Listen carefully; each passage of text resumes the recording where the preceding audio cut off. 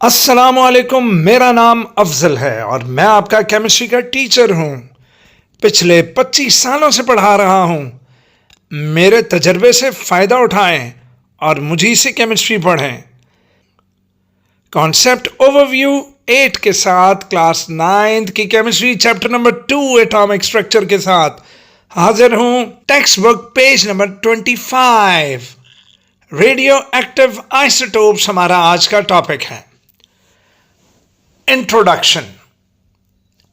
Isotopes of some element do not always have the same physical properties. Same element के मुख्तलिफ isotopes की physical properties differ कर सकती हैं. Point 2.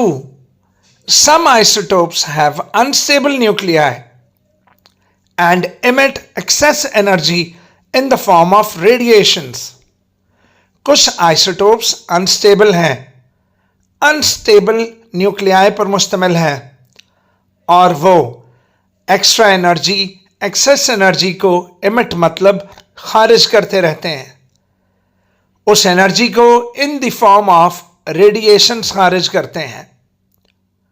Point 3. This process is called radio activity. तो बेटा unstable nuclei वाले isotopes जो एक्सेस एनर्जी खारिज करते हैं उस रेडिएशन को रेडियो एक्टिविटी कहते हैं। And an isotope that emits radiation is called radioactive isotope.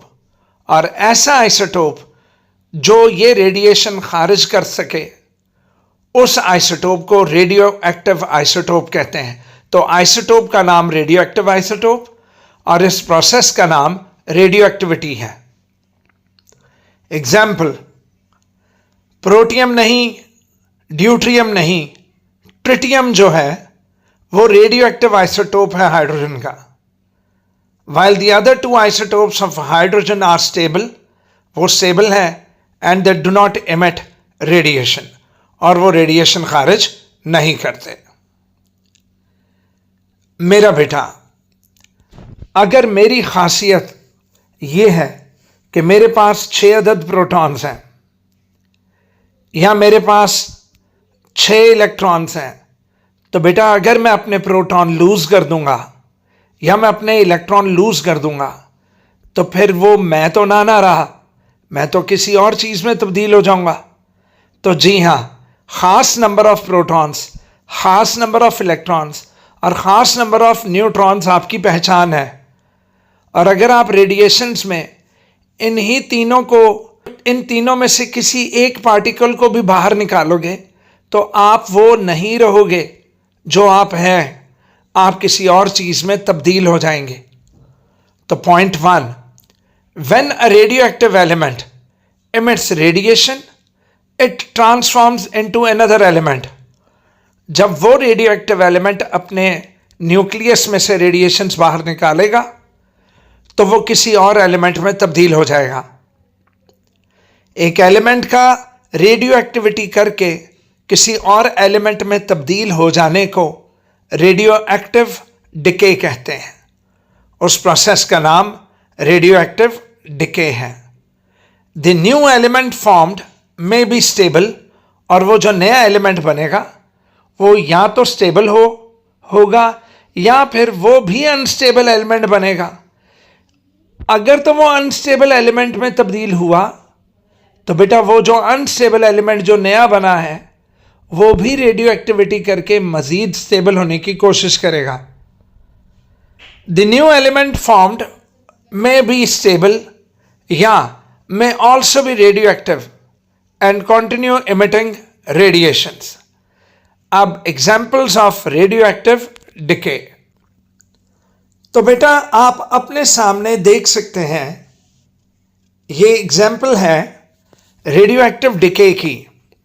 Uranium जिसका एटॉमिक मास 238 और एटॉमिक नंबर 92 है, जब ये अपने अंदर से रेडिएशन को खारिज करेगा, रेडिएशन को हमने एनर्जी लिखा हुआ है, तो यूरेनियम चेंज हो जाएगा थोरियम में, थोरियम 90 एंड 234 में। अब थोरियम भी अनस्टेबल है और थोरियम 9234 भी फर्दर डिसइंटीग्रेट मजीद टूटेगा टू गिव प्रोटैक्टीनियम 91231। तो अगली जो इक्वेशन है उसमें आप देख सकते हो कि यहाँ पर थोरियम जो है वो टूट गया है किसमें, प्रोटैक्टीनियम में। तो थोरियम 9234 चेंज हो गया है प्रोटैक्टीनियम में 91231 में, और साथ रेडिएशन निकली है। और तीसरी एग्जाम्पल बिस्मथ की है, बिस्मथ 83-210। ये भी बेटा रेडिएशन खारिज करके तब्दील हो जाएगा थेलियम में, और थेलियम का एटॉमिक नंबर 81 और मास नंबर 206 होगा। मेरा बेटा इन इक्वेशंस में you must not forget atomic number value and mass number value. Atomic number और मास नंबर मेंशन करना बहुत ज़्यादा ज़रूरी है। तो ये थी रेडियो एक्टिव डिके की एग्जाम्पल्स।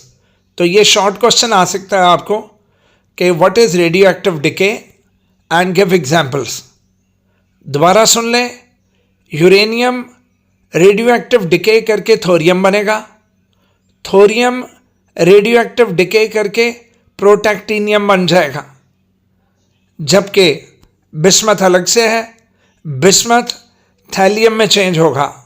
एंड लास्ट में एक इंटरेस्टिंग इंफॉर्मेशन दी गई है कि every year our body replaces about 98% of its atoms. तो बेटा पुराने एटम्स ख़त्म होते जाते हैं और नए एटम्स आते हैं, तो 98% बॉडी हमारी एटम्स को रिप्लेस करती है। ठीक है। और बेटा अगले जो हमारा वीडियो आएगी उसके अंदर इंशाल्लाह आपको applications of radio active isotopes बहुत इजी करके समझाई जाएंगी। ठीक है। तब के लिए सर अफजल को इजाज़त दीजिए। अल्लाह ताला आप सबका निगहबान हो। Thank you so much. अल्लाह हाफ़िज़।